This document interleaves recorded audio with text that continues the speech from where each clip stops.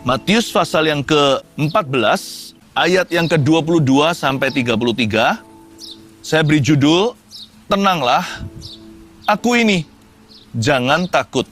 Kalimat ini penuh dengan kuasa dan sanggup mengubahkan hidup kita.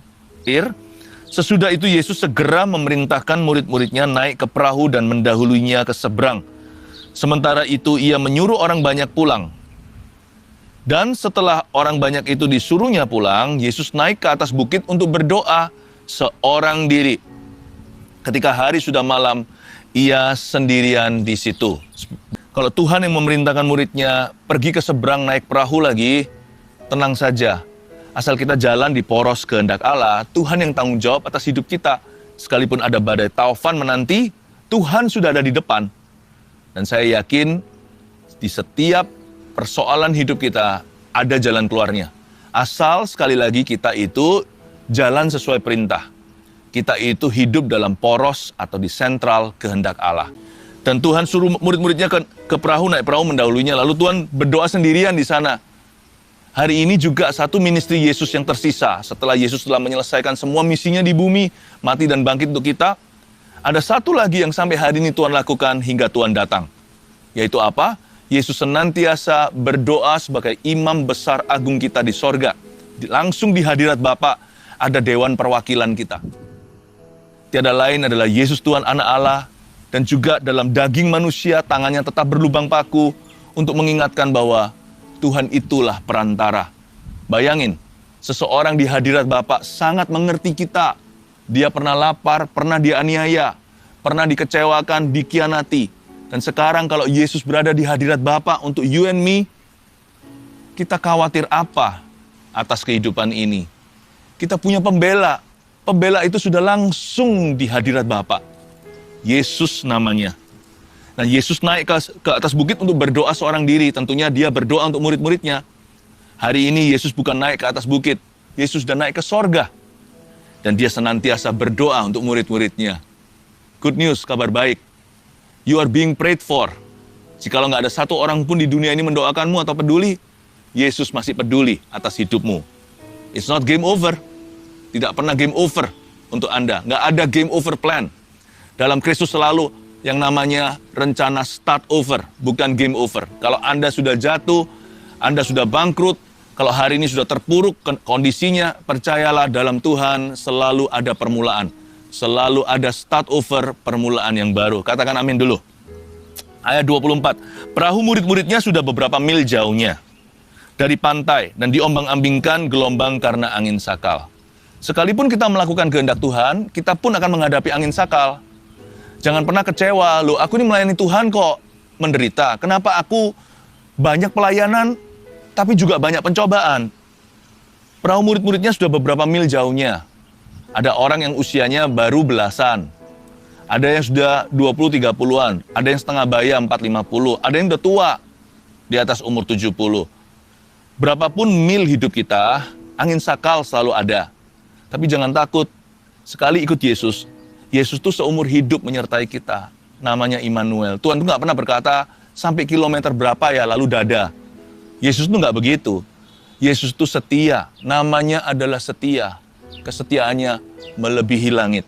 Berarti melampaui masa hidupmu. Jesus is faithful to us a lifetime. Oh lebih tepatnya for eternity atau secara kekal. Jadi jangan khawatir ya. Apapun yang Anda hadapi angin sakal itu sementara. Kasih Yesus itulah yang kekal. Ayat 25, kira-kira jam 3 malam, datanglah Yesus kepada mereka berjalan di atas air. Ketika murid-muridnya melihat dia berjalan di atas air, mereka terkejut dan berseru, itu hantu. Lalu berteriak-teriak karena takut. Yesus berdoa cukup lama ya. Sekalipun Yesus sudah bangkit dalam kemuliaan, sebagai imam besar kita, kata yang tertulis di kitab Ibrani, Yesus tetap berdoa sepenuhnya for you and me. Dan Yesus ini berjalan menyusul mereka di atas air. Tapi lucu, murid-muridnya nggak bisa melihat Yesus. Mereka malah kira mereka lihat hantu. Mau tahu kenapa? Mata orang jadi salah. Pandangan kita jadi juling secara rohani kalau hati kita ketakutan. Tahu nggak, rasa takut itu toksik sekali. Sebab waktu kita takut, kita nggak lihat donat, kita lihat lubangnya.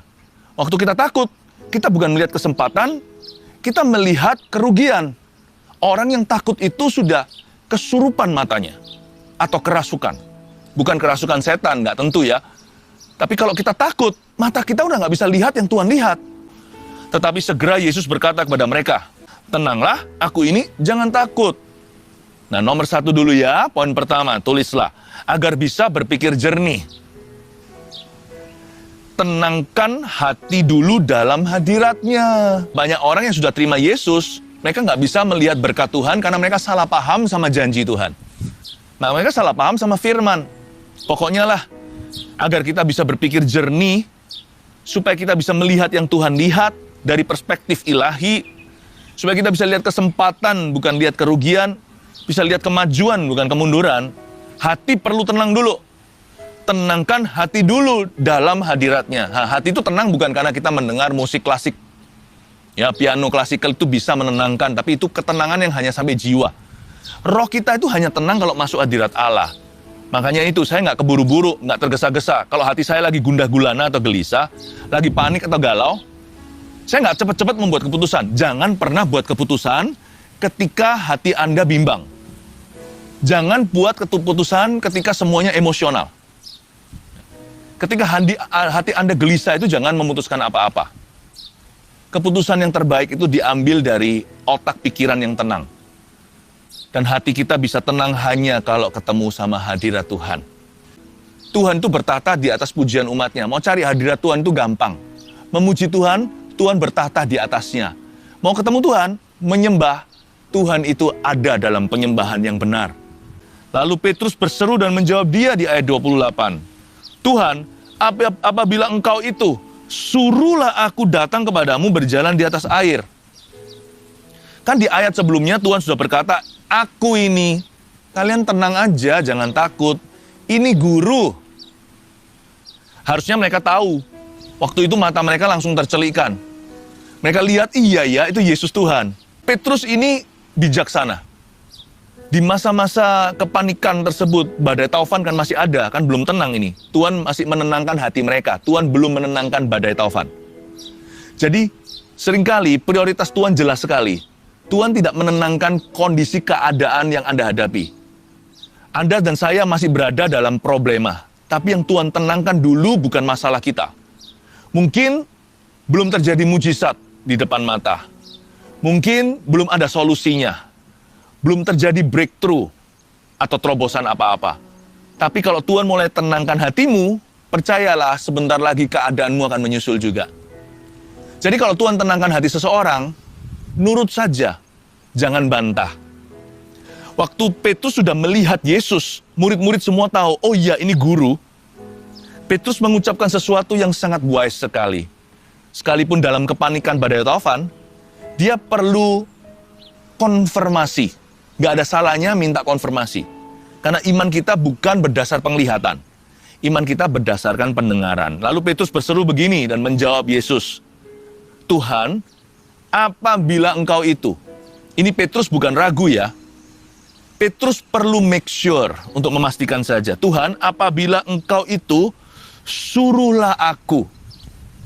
Suruhlah aku datang kepadamu berjalan di atas air. Petrus minta satu perintah baru. Tuhan, kalau itu memang Tuhan, suruh saya datang. Nomor 2, tulis ini, agar bisa berbuah, kenali Tuhan dari damai sejahtera dan firman-Nya. Untuk perkara-perkara baru dalam hidupmu, kalau itu bukan perintah Tuhan, tapi unsurnya adalah janji, minta konfirmasi. Supaya kita bisa berbuah dan ada penyertaan Allah, kenali Tuhan. Apakah ini kehendak Allah atau bukan? Dari mana? Dari damai sejahtera. Kita bisa tahu kalau itu kehendak Tuhan atau tidak. Kadang-kadang kita dikasih kepekaan. Saya berdoa supaya kita semua semakin peka. Kita itu bisa rasa serak atau enggak? Seringkali kita mau melakukan sesuatu ya tiba-tiba rasa hati itu nggak serak gitu. Perasaan kayak nggak damai sejahtera. Jangan dilakukan dulu. Kembali ke ruang doa, doa lagi. Kalau jelas-jelas firman Tuhan bilang jangan, sekalipun Anda serak segenap hati, teman-teman sekeliling semuanya kasih lampu hijau, jangan pergi, karena Tuhan tidak berkenan. Peduli amat feeling kita atau perasaan. Mau kita merasa damai sejahteranya 100% perfect peace, Kalau firman Tuhan itu melarang kita, janganlah diterjang. Dan kalau firman Tuhan berkata, lakukan, Anda juga jangan tawar. Kita nggak perlu negosiasi lagi. Ayolah Tuhan, boleh nggak? Boleh nggak di courting setengah jalan? Kalau firman Tuhan berkata, berikan mil kedua, jalan sampai mil kedua. Orang meminta bajumu, kasih mantelmu. Sudah jangan ditawar lagi, standar Allah memang tinggi, tapi diberkatilah orang-orang yang melakukannya. Kita bisa mengenali Tuhan. Makanya itu perkataan Tuhan pertama, tenanglah kan? Yang kedua apa? Aku ini. Agar supaya kita bisa menang dalam hidup ini, kita bisa berbuah yang lebat, kata Yesus, aku ini harus dihayati. Belajar untuk dengar-dengaran nama Tuhan. Jangan mendahului Tuhan dalam segala keputusan. Tanya dulu sama Yesus, ini kehendakmu atau bukan? Ketika Tuhan berkata, aku ini, kalau memang Tuhan menghendaki, suruh aku, baru melakukan. Lalu ayat 29, kata Yesus, datanglah, come. Maka Petrus turun dari perahu dan berjalan di atas air mendapatkan Yesus. Petrus itu bukan sakti, dia bisa berjalan di atas air. Petrus itu disertai karena memang itu perintah Tuhan. Kalau kita melihat orang lain berbuah, disertai, mujizat terjadi, itu bukan karena mereka hebat, bukan karena imannya besar, tapi karena mereka taat. Petrus jalan di sini, di ayat 29, karena Yesus sudah berkata, datanglah. Karena ada kata, come, makanya langkah kaki Petrus jadi ringan di atas air itu, dia bisa mengapung alias mengambang. Tapi Yakobus kalau coba akan tenggelam. Bartolomeus kalau keluar dari perahu itu, dia juga akan tenggelam. Tak peduli sekalipun Yohanes yang paling dicintai sama Tuhan pun, kalau dia berani nekat, Tuhan gak akan sertai. Dan dia pun tidak akan bisa berjalan di atas air seperti Petrus. Jangan tiru sukses orang lain.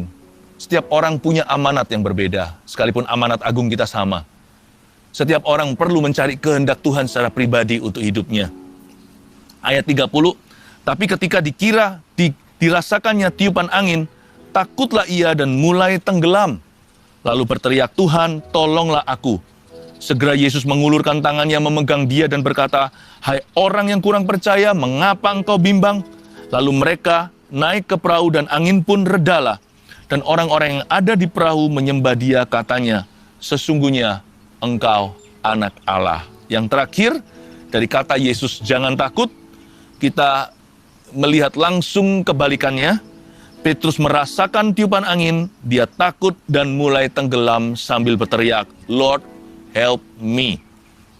Dan Yesus immediately tidak pakai basa-basi, langsung Tuhan angkat dia dulu baru ditegur nanti. Jangan pernah ada yang takut, aku jatuh nih, aduh aku bangkrut. Setan paling suka untuk hiperbola. Setan paling suka untuk membesar-besarkan masalah. Lihat ya, orang kalau kesetanan, dia besar-besarkan masalahnya.